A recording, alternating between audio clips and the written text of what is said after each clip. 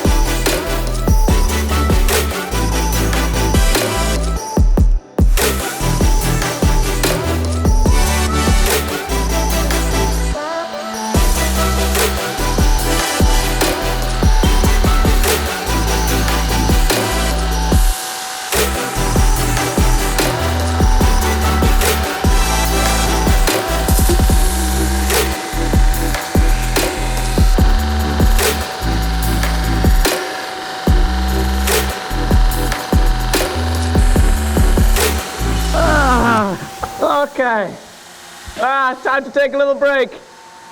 Woo! Okay, I'm just gonna go to sleep for a sec. Oh boy, oh boy.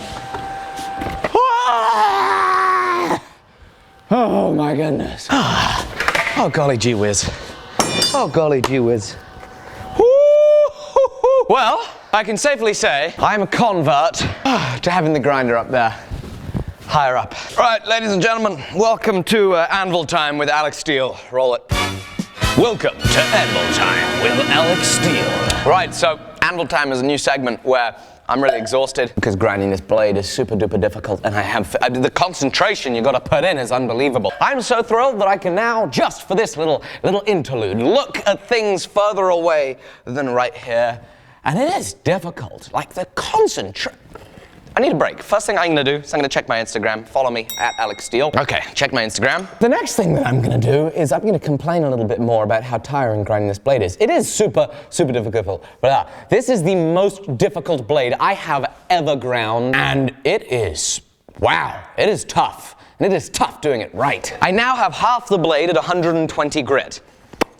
And the reason I only have half the blade at 120 grit is because I got done with my 60 grit and realized I had messed up my distal taper. So if I go ahead and take a mic here, I had this taper coming down from here, and because I was focusing so much on getting this all right, I didn't pay attention to the fact that I was thinning it down a lot right there. So I made far too drastic of an angle, made too aggressive of a distal taper in the first few inches of the blade, which meant that it ended up being thinner here than down there. So with the 120 grit, we've been thinning it down here so that we can start getting it a little closer to continuing that distal taper. And I still need to take that down some more, but we got to take a break because the grinding of this, trying to coordinate not only the angle that I'm holding this, but the angle this way. So the angle this way and that way, and the angle this way and that way, as we go through the curves on the 1-inch platen, is the most difficult thing I have ever done at a grinder. And as you saw in yesterday's episode, you saw me put the grinder on that bench stand that tips it sideways. That added another 6 inches to the height of the grinder, which has been so useful because I know otherwise I would have been hunched over at that grinder for all that time and my back would be hurting. So I pulled that grinder up, and just in time too, because for this project, it needed it for sure. So working at a higher height has been very nice, but it has been tough trying to keep this center line central, trying to keep that distal taper in there. This is the hardest grind I have ever done by a huge margin. Well, ladies and gents, that was Anvil Time with Alec Steele. We're now gonna go back into the grinding room and continue getting that distal taper in there, continue working that down, go up to 240 grit, and we're gonna be back in just a few seconds as we begin doing some other fun stuff.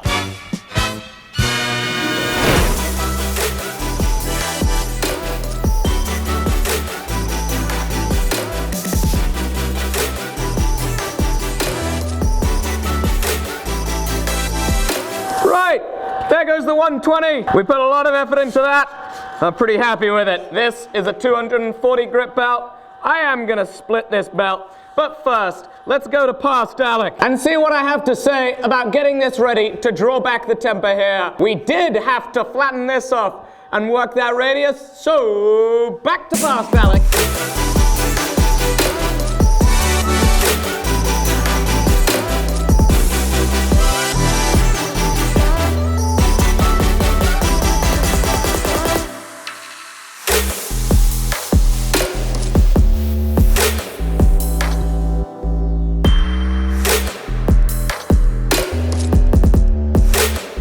So there we go, we've gone ahead and drawn back that temper a little more here at the keyhole, just so that when we're applying a lot of pressure and fitting our handle, we risk a little less breaking it. Thank you, Alec. Back to you. And we're back, and back to the 240 grit we go.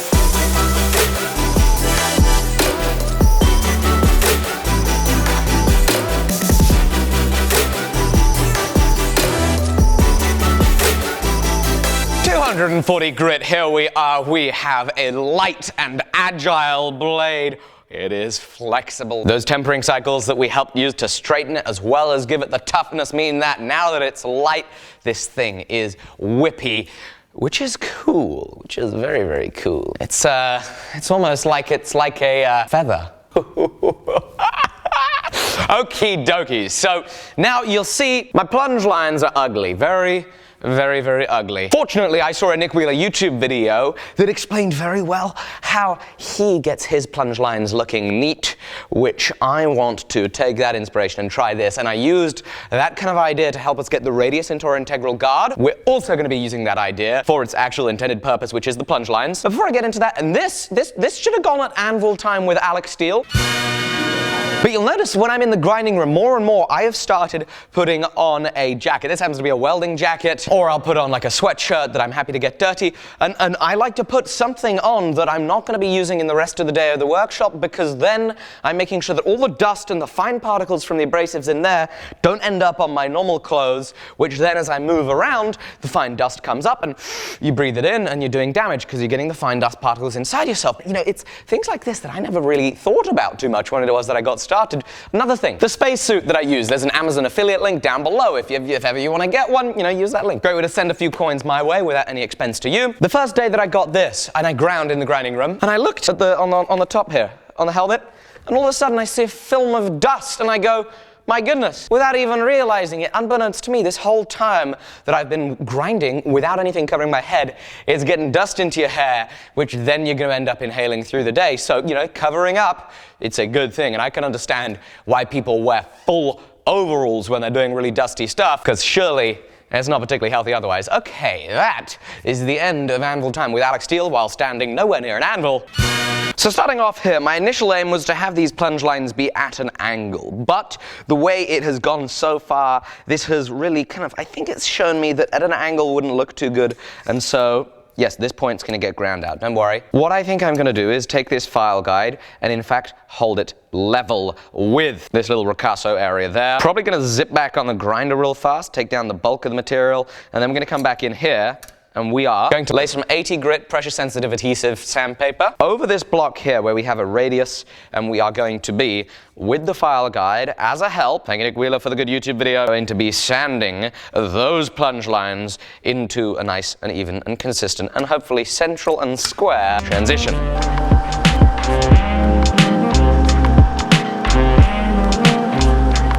Okay, so I had set this a little further forward than we want it, just so that we make sure that we got enough distance for us to hand sand. Maybe I didn't set it far forward. I might have set it too far forward. I set it too far forwards. Right, we're gonna tighten it and go back into the grinding room.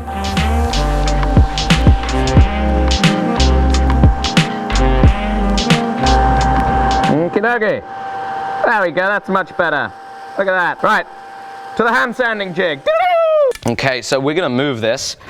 We had 3 4mm pieces, making a total of a 12mm space. Would you look at that? I was just able to do maths. We've now got a 3.5mm drill bit in there. So we're gonna go 0.5mm back, which will hopefully allow us enough clearance to hand sand in the radius that we want in that little transition. Doesn't need to be crazy tight, we just don't want it to slip. If it's crazy tight, you'll end up popping off that carbide. We'll cut up some 80 grit, stick that down, make sure it conforms to the radius. You know, it's amazing. You wouldn't think that cheaping out on a spray bottle would bite you, and I've said this so many times, and I am so bad at it. You know, it's buy once, cry once. Well, I thought buy spray bottles. I'm gonna spray. Oh, I'm just gonna get the $1.50 spray bottle. It's gonna be just fine. Well, look what happens with the $1.50 spray bottle. You waste all that time waiting for it to spray, whereas this is a more expensive made in Britain spray bottle, and would you look at that? First time. Oh. So again, buy once, cry once, ladies and gentlemen. Don't make my mistakes, because I make them far too often. I make enough mistakes for you and I combined. So here we go, making sure that we're on the carbide. Hopefully we'll be slowly working that radius into it. To be honest, it mostly looks like we're just scratching the sandpaper away.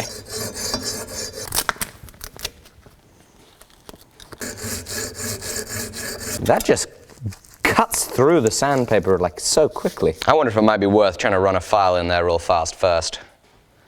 Let's try that. Let's see if this helps a little bit. That sandpaper was just tearing instantly. So maybe we get it started with a file.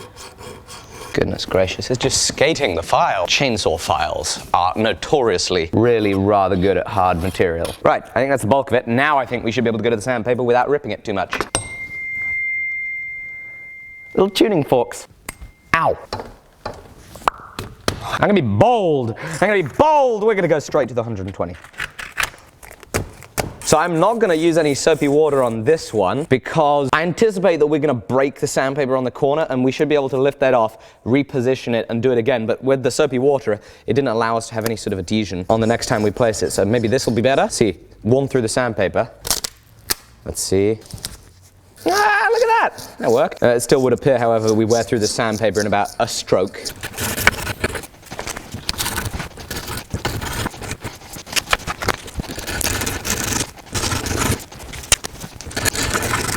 So we have now gone up to a very rough 300 grit. There are still scratches, obviously, from lower grits in here. We're going to have to get those out as we scratch the whole piece. And speaking of scratching and sanding the whole piece, we're going to get ready to do that, but we need another sanding stick for it, because if I use an all flat sanding stick, as we get into some parts of the radius, we're going to be hitting on the edges and not in the center. I do have a radiused sanding stick, but it only has radiused edges. So what we're now going to do is we're going to take this and we're going to run into the grinding room, and we're going to grind just the slightest radius on it to the point that it almost looks like it's flat, but it's just not quite. And this is going to be that slow radius sanding stick that's going to enable us to hopefully do most of the bevel with it.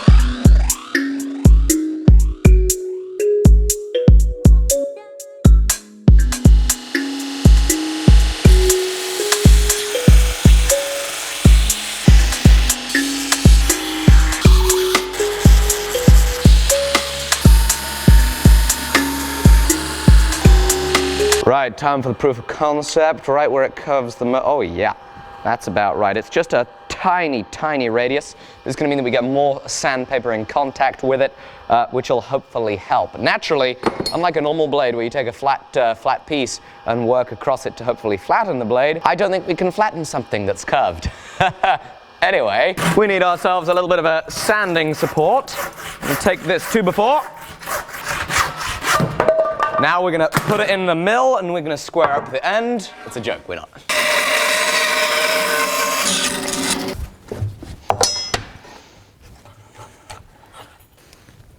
Okay, so finally we got that thing mounted. Obviously it's dangerous. You got an edge off to one side. I'm probably gonna still hang on to the old cut-proof gloves while we do this. We're gonna take that PSA adhesive, stick it on our sanding stick. Buy once, cry once, guys. Just buy once and then cry once. Oh, come on! Almost there, almost there.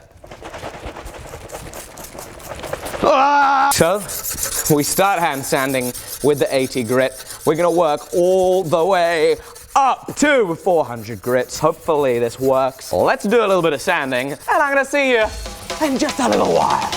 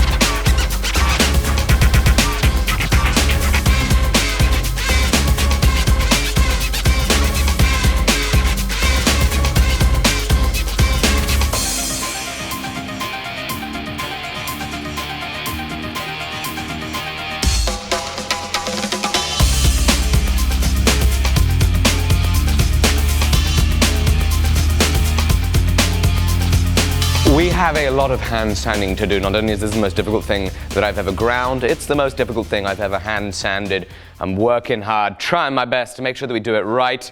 As you can see, more 120 is needed here. I want to thank today's sponsor again, which is Dollar Shave Club. Dollar Shave Club is a company that allows you to purchase your razors and all your shaving and cleaning accessories that you need online, which means that you don't have to waste the time or the money ever again to go to the store, buy overpriced razor blades. You don't need to do that ever again, because if you go to DollarShaveClub/Forge, you're gonna get, for just $5, their Poop Shower Shave Kit delivered to your door. It includes a beautiful razor handle, a whole load of blades, enough to get you through the month, an incredible lavender body wash, and some fantastic shaving gel to help you get that silky smooth shave like me.